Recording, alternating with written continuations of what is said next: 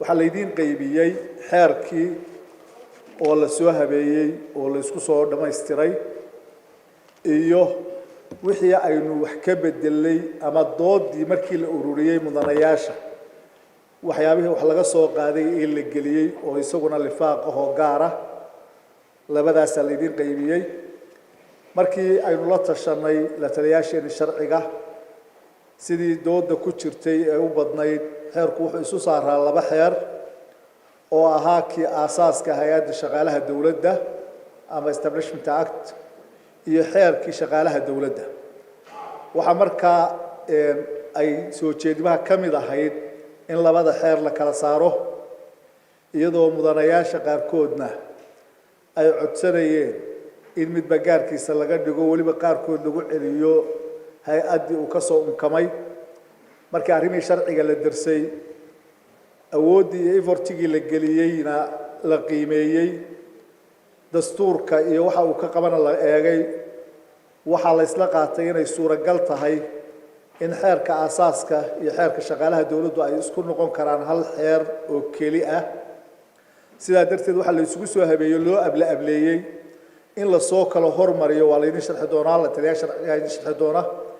hal xeerna aynu ka dhigno dhammaanna soo jeedimihii golaha wixii wax ka soo qaad leh waliba ay ugu muhiimsan tahay dhinacii xuquuqda shaqaalaha oo aad ugu liidatay markii hore xeerkii golahan ka baxay golihii ka horreeyay ka baxay guurtida tagay oo xagga xuquuqaha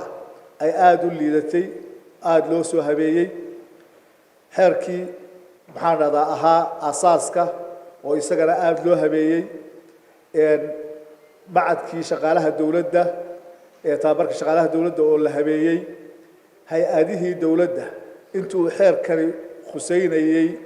iyo ciddii laga saarayay oo iyaga laftigooda xuquuqahoodii hadday noqoto aqoon kararsadii iyo tababaradii la habeeyay oo la kala saaray iyagana tii agaasimaha guud oo aynu muddo badan ka hadalnay oo iyadana arrinteedii la soo ururiyay waxaan isleenahay xeer aad u qurux badan oo indhoweyd xeerarkan oo kale aanay golaha ka bixin baa laga soo sameeyay waa u mahadnaqayaa la taliyaashii sharciga oo raggii hore inoo joogay ee labada ahaa iyo odayaasha cusub ee garyaqaanada oo aynu ku soo biirinay uga maarmi weynay in aynu xeerarka noocan oo kale ay inagala taliyaan iyo madaxa hadal qoraalka cawado isna runtii aan mahadnaq ballaaran soo jeedinay iyo xogayaha guud iyo ku-xigeenkiisa iyo tiimkii la shaqaynayay oo waqti badan geliyay oo mararka qaar ay dhacaysay sida subaxii loo fadhiisto in 9 fiidnimo laga baxo waqtiyada qaarkoodna aan la joogay waxa runtii xeerkii uu ku soo urursan yahay wixii aynu inagu ku daray contributionskeenna intan uu ku urursan yahay wuxuuna waraaqaha ku qoran yahay isagoo bool ah oo la cadeeyay oo ay muuqanayso halka wax laga bedelay iyo waxa lagu soo kordhiyay buu xeerka weyna ku qoran yahay